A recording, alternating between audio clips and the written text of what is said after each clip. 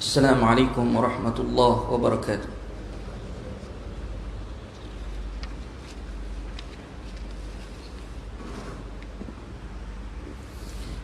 الله أكبر الله أكبر الله أكبر الله أكبر الله أكبر الله أكبر الله أكبر الله أكبر الله أكبر لا إله إلا الله والله أكبر الله أكبر ولله الحمد.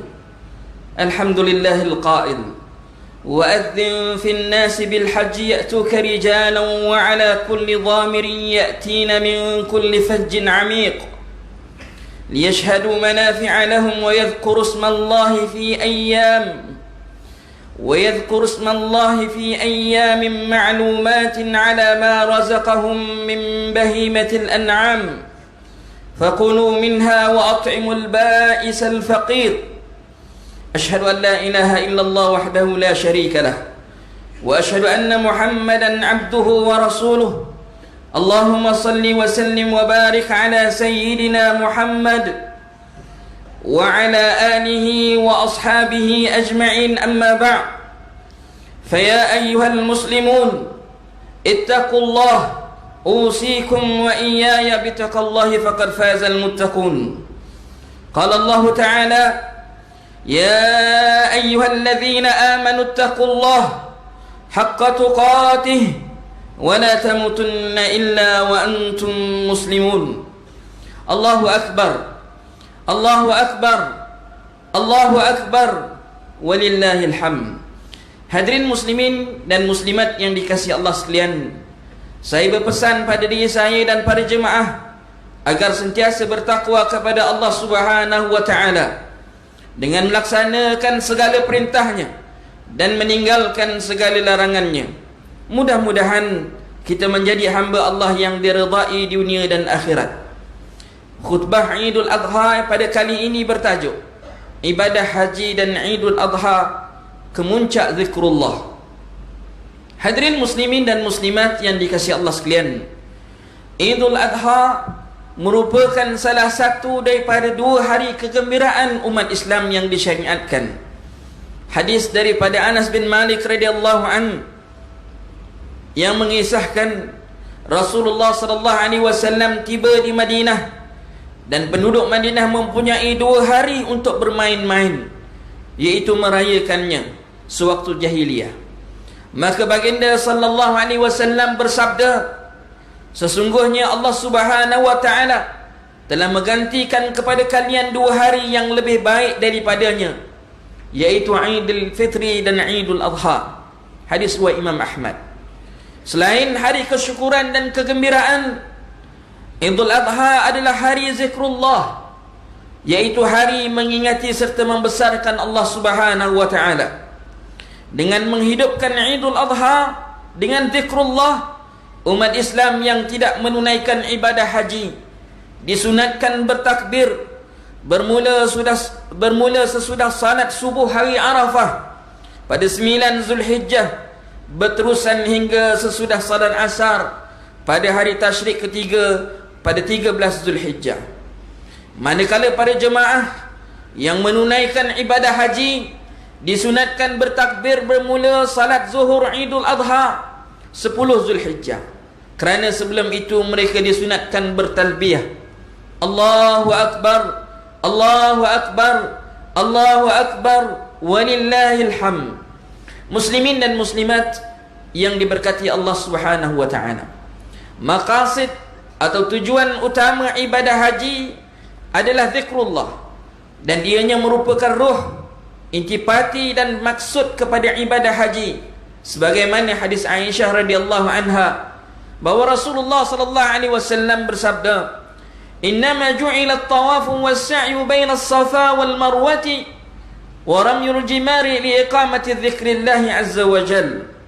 Sesungguhnya tujuan tawaf, sa'i dan safa di antara Safa dan Marwah dan melempar jamrah ialah untuk mengingati Allah azza wa jalla yang maha agung. Hadis riwayat Imam Ahmad. Hakikatnya zikrullah merupakan maqasid dalam setiap ibadah yang dilaksanakan. Al-Quran memperlihatkan di setiap akhir ayat yang berkaitan salat, Allah Subhanahu wa taala berfirman dalam surah An-Nisa ayat 103 yang bermaksud, kemudian apabila kami telah selesai mengerjakan salat, maka hendaklah kamu menyebut dan mengingati Allah semasa kamu berdiri atau duduk dan semasa kamu berbaring. Firman Allah Subhanahu wa taala berkaitan dengan puasa dalam surah Al-Baqarah ayat 185 yang bermaksud, dan juga supaya kamu cukup bilangan puasa iaitu sebulan Ramadan, dan supaya kamu membesarkan Allah kerana mendapat petunjuknya, dan supaya kamu bersyukur. Manakala berkaitan dengan haji, Allah Subhanahu wa taala berfirman dalam surah Baqarah ayat 200 yang bermaksud, kemudian apabila kamu telah selesai mengerjakan ibadah haji kamu, maka hendaklah kamu menyebut-nyebut dan mengingati Allah, yaitu dengan membesarkannya. Allahu Akbar, Allahu Akbar, Allahu Akbar, walillahil hamd.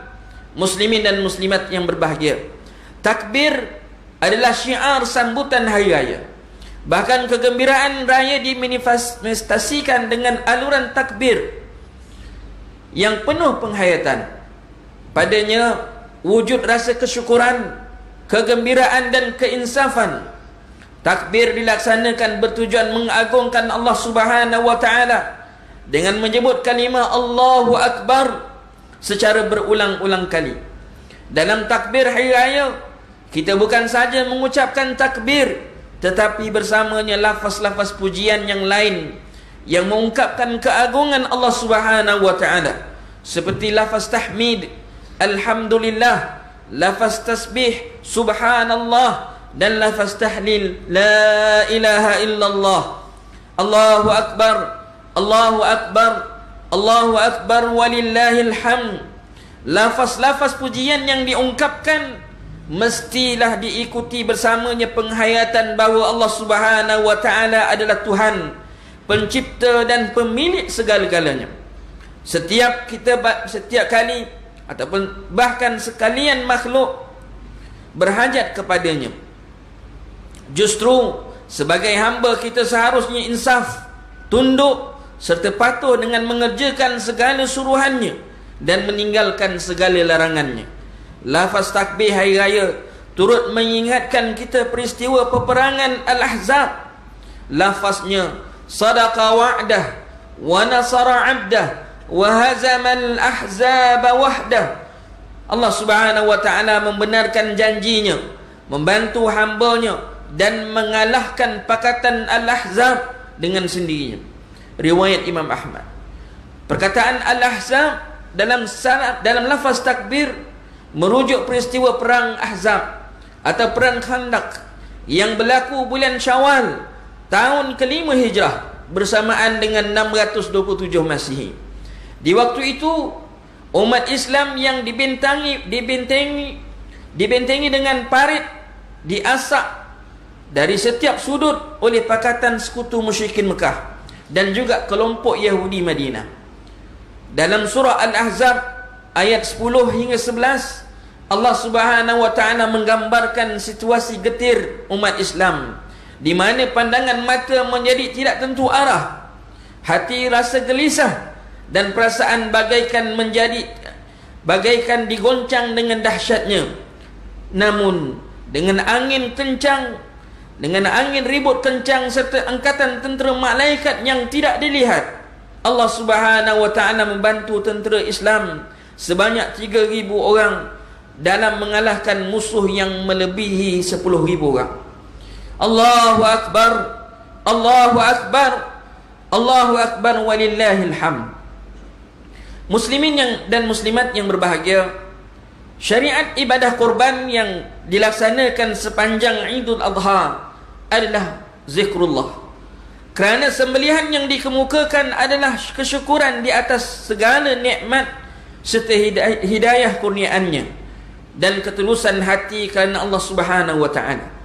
Ibadah kurban adalah zikrullah kerana individu yang berkemampuan membelanjakan hartanya, menyembelih kurbannya dan membahagikan rezeki dagingnya kepada fakir miskin serta golongan yang layak menerima kerana Allah Subhanahu wa taala. Sungguh keikhlasan dan ketulusan semata-mata kerana Allah Subhanahu wa taala adalah syarat penerimaan ibadah di sisinya. Firman Allah Subhanahu wa taala dalam surah Al-Hajj ayat 37 yang bermaksud, daging dan darah binatang kurban atau hadiah itu tidak sekali-kali akan sampai kepada Allah, tetapi yang sampai kepadanya ialah amal yang ikhlas yang berdasarkan takwa dari kamu. Demikianlah ia memudahkan binatang-binatang itu bagi kamu supaya kamu membesarkan Allah kerana mendapat nikmat petunjuknya, dan sampaikanlah berita gembira, iaitu dengan balasan yang sebaik-baiknya kepada orang yang berusaha supaya baik amalnya. Allahu Akbar, Allahu Akbar, Allahu Akbar, walillahil hamd. Hadirin yang dirahmati Allah sekalian, mengakhiri khutbah Idul Adha pada tahun ini, marilah kita menghayati dan mengambil pedoman terhadap perkara berikut. Pertama, umat Islam adalah terus istiqamah dengan penghayatan zikrullah dalam setiap ibadat yang dilaksanakan. Seterusnya dikurniakan pelaksanaannya dengan ketulusan hati semata-mata kerana Allah Subhanahu wa taala. Yang kedua, umat Islam hendaklah yakin bahawa pejuang, pembela dan pendukung agama Allah Subhanahu wa taala yang berkorban masa, harta dan tenaga mereka akan sentiasa berada dalam pembelaan Allah Subhanahu wa taala.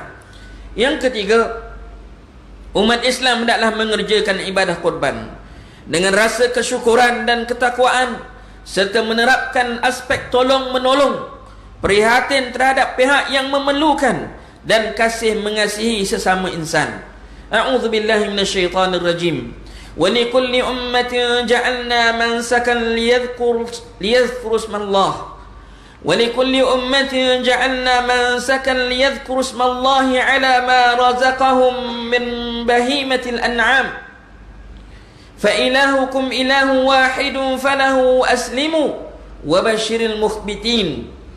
Dan pada tiap-tiap umat kami syariatkan ibadah menyembelih. Kami syariatkan ibadah menyembelih korban atau lain-lainnya, supaya mereka menyebut nama Allah sebagai bersyukur atas pengurniaannya kepada mereka binatang-binatang ternak yang disembelih itu. Kerana Tuhan kamu semua ialah Tuhan yang Maha Esa, maka hendaklah kamu tunduk taat kepadanya, dan sampaikanlah berita gembira wahai Muhammad kepada orang-orang yang tunduk taat. Surah Al-Hajj ayat 34. Barakallahu li wa lakum fil Qur'anil azim wa nafa'ani wa iyyakum bima fihi min al-ayati wadh-dhikril hakim wa taqabbala minni wa minkum tilawatahu innahu was-sami'ul 'alim.